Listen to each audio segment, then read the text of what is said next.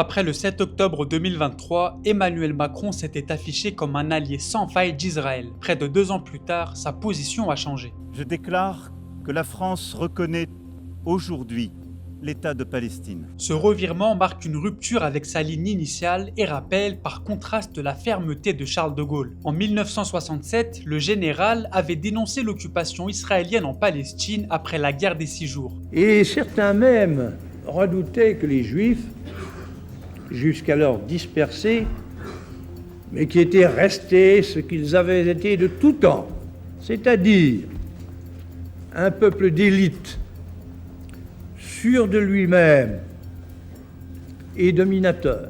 Au fil des mois, Macron a vu la guerre à Gaza tourner à la catastrophe humanitaire. Les bombardements massifs, les milliers de morts civiles et l'isolement grandissant d'Israël ont fini par l'amener à infléchir sa politique. Et on l'a vu ce matin aux côtés d'enfants, de femmes, de personnes âgées qui étaient malades, blessées.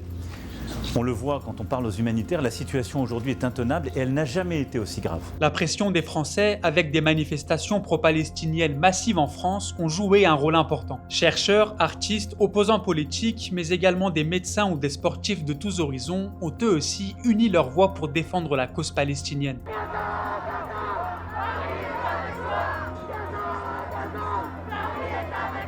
Mais cette reconnaissance reste limitée. Paris ne parle toujours pas de génocide et n'impose aucune sanction à Israël. Le poids des lobbies pro-israéliens comme Elnet, très influents à l'Élysée, pèse sur les choix présidentiels. Macron cherche un équilibre impossible, affirmer une position de principe en faveur d'un État palestinien tout en préservant la relation avec Israël et les États-Unis.